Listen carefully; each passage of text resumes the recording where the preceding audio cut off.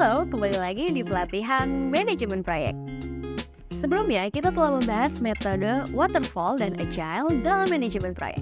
Di video ini, kita akan membahas metode lainnya yaitu Lean Six Sigma. Video ini bertujuan agar kita dapat memahami metode Lean Six Sigma dalam mengelola sebuah proyek.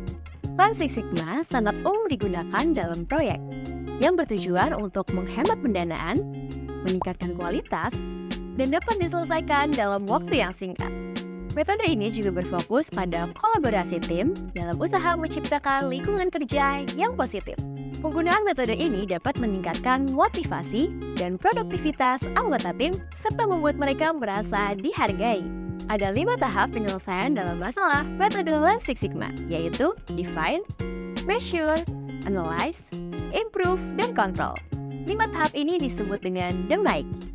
The Make merupakan strategi untuk meningkatkan kualitas proses, yaitu dengan mencari tahu apa saja masalah dalam proses saat ini dan memperbaikinya agar proyek berjalan lebih lancar. Tujuannya adalah memastikan hasil terbaik untuk proyek kita. Mari kita bahas kelima tahap tersebut satu persatu. Yang pertama, define. Pada tahap ini, kita harus mendefinisikan atau menentukan tujuan proyek dan apa saja yang dibutuhkan untuk mencapainya. Sebagai contoh, kita ditunjuk sebagai manajer proyek sebuah perusahaan travel.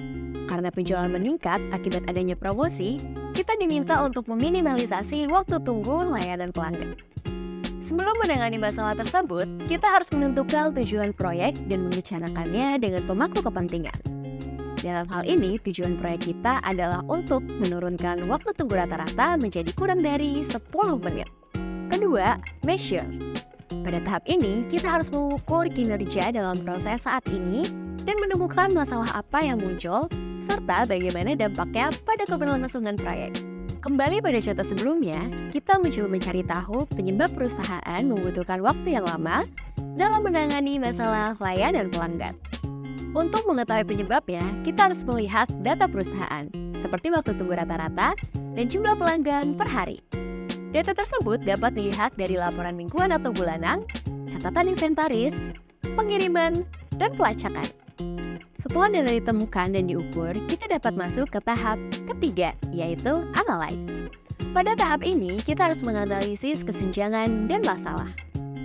Pada contoh sebelumnya, sebelum menganalisis proses dan data, kita dapat melihat penyebab lamanya waktu tunggu layanan pelanggan disebabkan oleh kurangnya jumlah staf pada saat pelanggan membludak. Analisis data sangat penting bagi manajer proyek.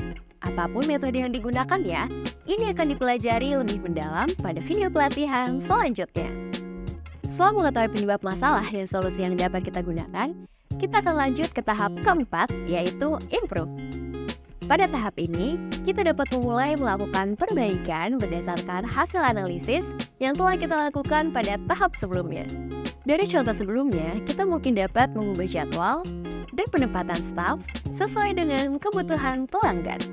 Selanjutnya, kita dapat masuk ke tahap kelima, yaitu kontrol. Pada tahap ini, kita harus mempertahankan dan mengendalikan perbaikan yang telah dilakukan dan memantaunya agar perusahaan tidak kembali ke cara lama yang tidak efisien. Agar lebih mudah mengingatnya, kita dapat memahami kelima tahap sebagai berikut. Dengan menetapkan tujuan proyek, kita dapat mengetahui apa yang harus diukur. Setelah diukur, kita jadi tahu apa yang harus dianalisis. Dan setelah dianalisis, kita jadi tahu apa yang harus diperbaiki. Setelah diperbaiki, kita jadi tahu apa yang harus dikendalikan. Metode Lean Six Sigma ini sangat ideal bagi proyek, yang fokus tujuannya adalah untuk meningkatkan kualitas proses dan memperbaiki masalah yang kompleks atau beresiko tinggi. Dengan menggunakan strategi DMake, kita jadi dapat mencegah kemungkinan melewatkan langkah-langkah penting dan meningkatkan peluang keberhasilan untuk proyek.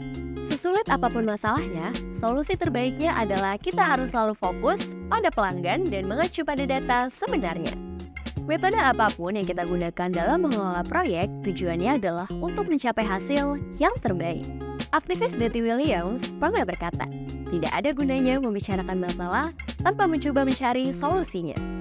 Dengan menggunakan metode Lean Six Sigma, kita berusaha menemukan solusi terhadap masalah proyek. Sekian video ini, sampai jumpa di video selanjutnya.